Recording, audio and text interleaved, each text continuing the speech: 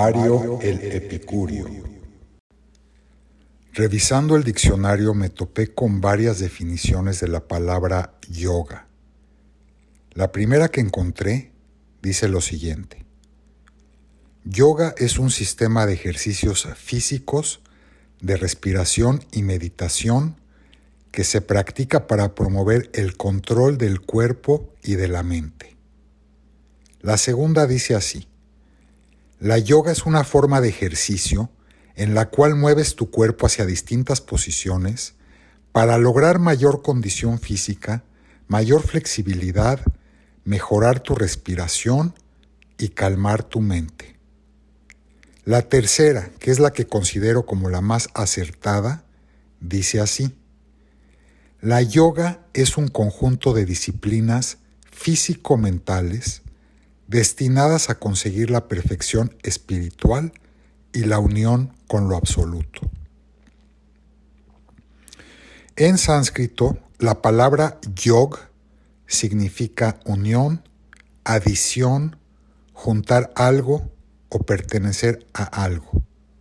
Las primeras pruebas arqueológicas que demuestran la práctica del yoga se remontan al año 3000 a.C.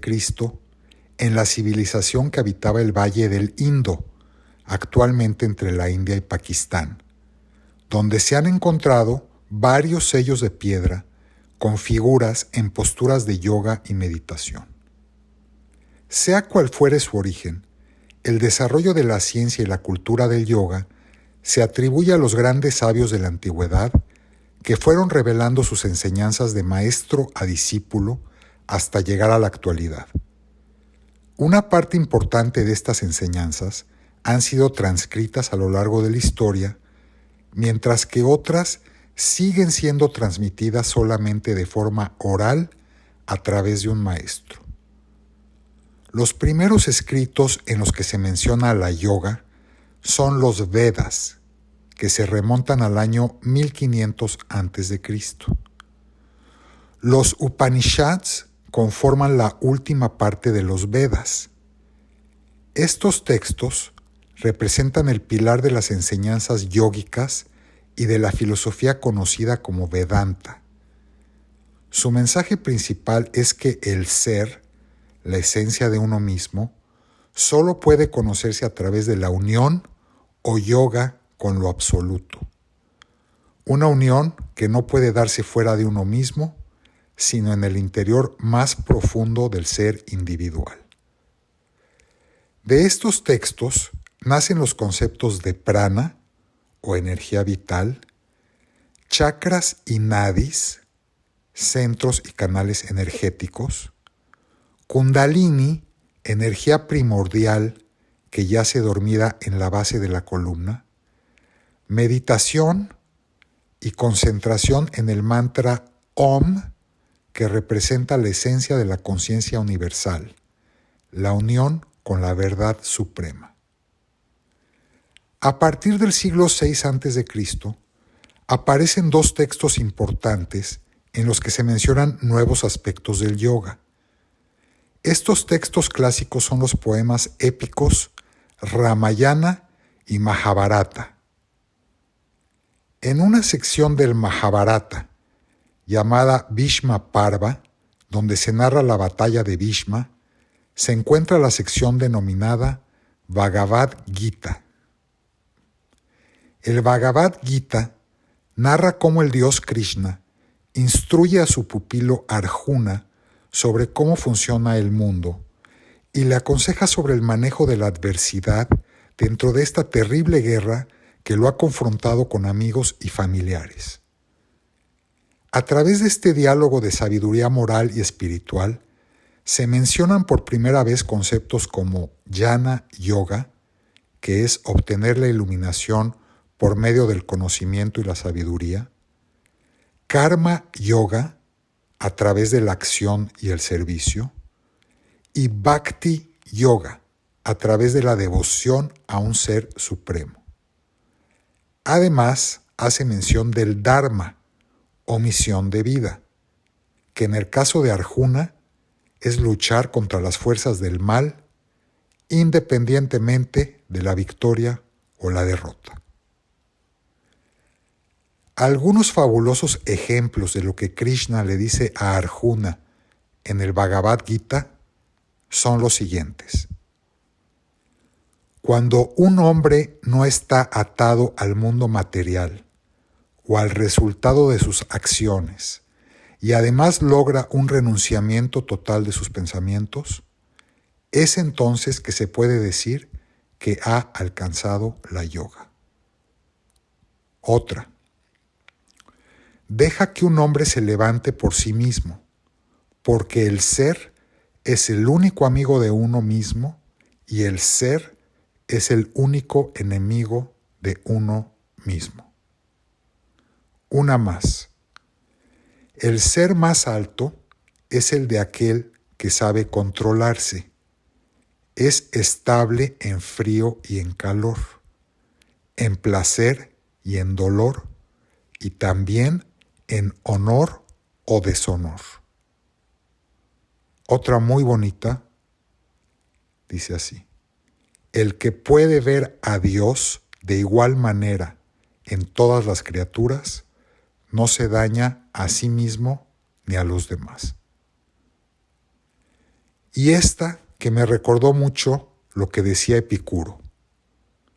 ¿Por qué te preocupas sin necesidad? ¿A qué le tienes miedo? ¿Quién te puede matar? El alma no nace ni muere. Y es también en el Bhagavad Gita donde se encuentra la famosa frase que explica el yoga mejor que en cualquier diccionario. Lo dice de esta manera: la yoga es el viaje del ser a través del ser hacia el ser. O, en otras palabras, es el viaje que hago a través de mí mismo para llegar a mí mismo. El Bhagavad Gita era el libro de cabecera de Mahatma Gandhi y tuvo una fuerte influencia sobre los escritores Henry David Thoreau, Ralph Waldo Emerson, Aldous Huxley, Carl Jung y Hermann Hesse. Unos siglos más tarde, aproximadamente en el siglo II a.C., aparecen los Yoga Sutras de Patanjali. Según dice la historia, los sabios le pidieron al dios Vishnu que, aparte de las enfermedades físicas, ellos necesitaban urgentemente una cura para sus problemas mentales y emocionales. Vishnu entonces eligió a la serpiente de 1000 cabezas, Adishesha, para que se reencarnara como humano en la forma de Patanjali y así aliviar ese momento de sufrimiento en la humanidad. Es por eso que a Patanjali se le representa como mitad humano, mitad serpiente. Patanjali fue un sabio nacido en Tamilcán y es considerado también como un siddhar para el pueblo tamil. Para los tamiles, un siddhar es un ser con naturaleza humana y divina que sobresale en alguna rama de las artes o las ciencias. Además de ser el autor de los Yoga Sutras, a Patanjali se le atribuyen también 2 textos de medicina y uno de gramática que fueron fundamentales para el desarrollo de la cultura india. Existe polémica entre académicos e historiadores acerca de si fue el mismo Patanjali el que escribió los 4 textos. Un dato curioso que quizá no conozcas es que también existe una discusión entre los expertos respecto a que si Homero fue el verdadero autor de la Ilíada y la Odisea. En ambos casos, el de Homero y el de Patanjali, algunos académicos notan estilos diferentes y detalles que, según ellos, demuestran una falsa cronología de su origen. Para efectos prácticos, la mayoría de los griegos sí cree que Homero escribió las 2 obras, así como la mayoría de los indios piensan que el Patanjali que escribió los 4 tratados es la misma persona. Una invocación que hoy se recita en varias escuelas de yoga y que refleja ese sentimiento está dirigida a agradecer a Patanjali por haber removido las impurezas de la mente con la yoga, las impurezas del lenguaje con la gramática y las impurezas del cuerpo con la medicina. Los Yoga Sutras fueron traducidos a 40 idiomas de la India y al árabe durante la Edad Media, y en el siglo XIX son introducidos a Occidente por el Swami Vivekananda. El texto de los Yoga Sutras consiste de 196 sutras que son aforismos sobre el yoga. En ellos se habla de la Kriya Yoga, que explica cómo llegar a la iluminación por medio de 3 pasos, que son asceticismo o tapas, recitación o svadhyaya y devoción, pranidhana, a Ishvara, que es el ser o ente supremo, o con Ashtanga, que se traduce como los 8 brazos o extremidades o pasos de la yoga, y que son los siguientes: yamas, niyamas, asana, pranayama, pratyahara, dharana, dhyana y samadhi. Comencemos con el primero, que son los yamas, los cuales son imperativos morales de conducta para cualquier persona que se quiera convertir en yogi. La primer yama es ahimsa, que se traduce como no violencia, no hacer daño a otros seres vivientes. Quizás esta es la regla más importante para comenzar a hacer yoga. Gandhi la tomó como su bandera para conquistar la independencia de India de manera pacífica. La segunda llama es satya, que significa no falsedad, ser honesto. La tercera es asteya, no robarás, igual que en los 10 mandamientos. La cuarta es brahmacharya, que se refiere a la castidad y restricción del deseo sexual. Y la quinta es aparigraha, que se refiere a la no avaricia y a no ser posesivo.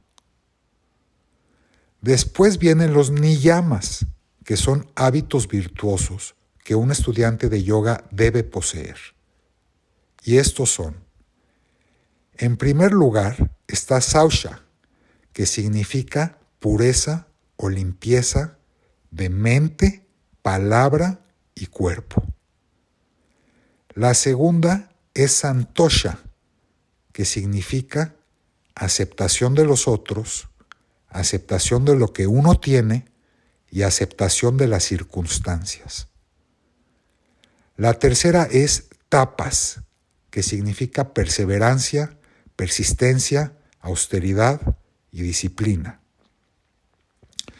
La cuarta es svadhyaya, que se refiere al estudio de los Vedas, al estudio del ser, reflexión, introspección.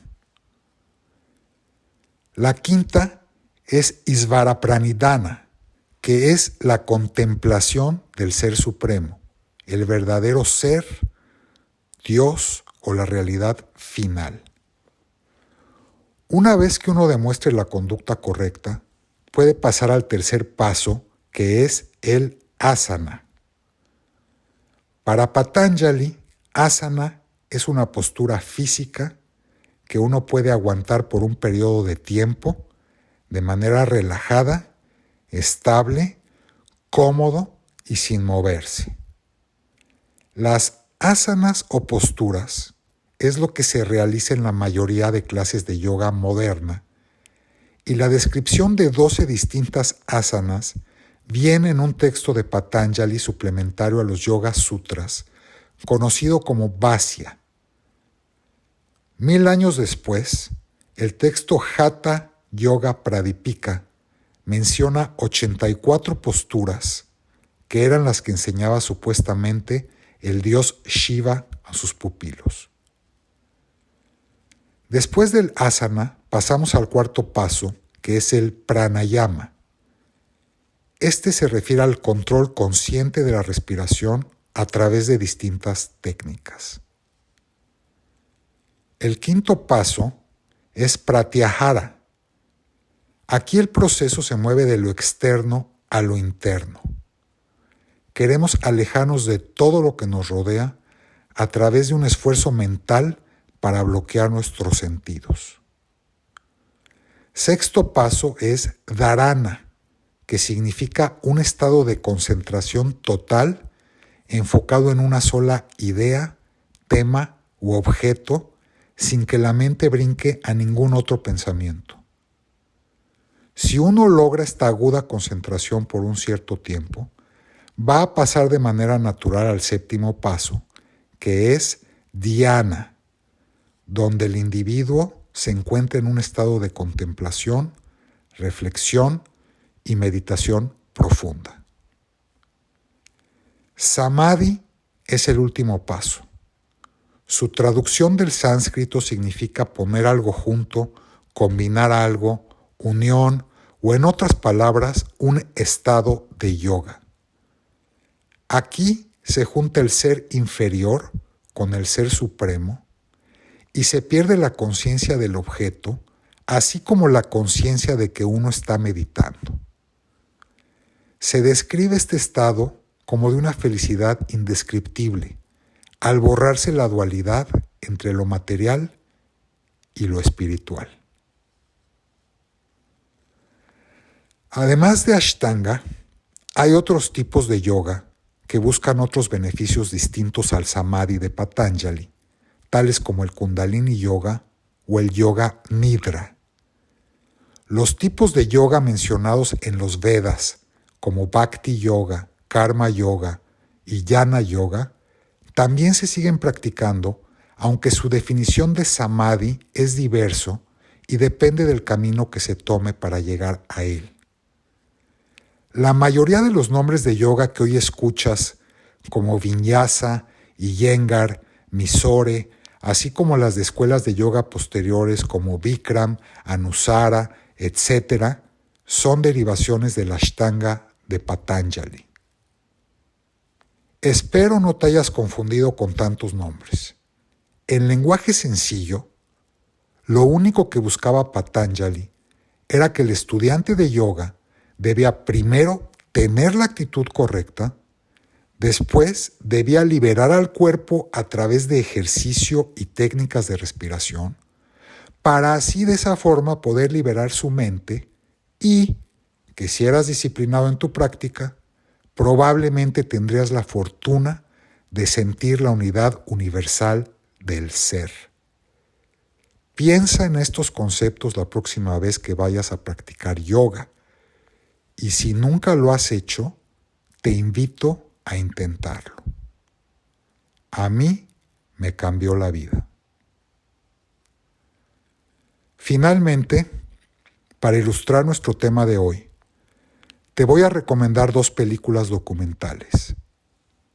La primera se titula Awake, The Life of Yogananda. En español, Despierta, la vida de Yogananda, que cuenta la historia de cómo Paramahansa Yogananda viajó de la India a Norteamérica a principios del siglo XX para promover la yoga en el mundo occidental. La escuela a la que pertenecía Yogananda es la de Kriya Yoga, que junto con la Yoga Ashtanga son las 2 que se mencionan en los Yogas Sutras de Patanjali. La segunda película se titula Breath of the Gods, en español, Aliento de los Dioses. Esta última es un documental sobre Tirumalai Krishnamacharya, el padre del Ashtanga moderno, y sus 2 grandes discípulos, B.K.S. Iyengar y Pattabhi Jois, que popularizaron la práctica de yoga en el mundo occidental también durante el siglo pasado. Gracias por tu atención y hasta pronto.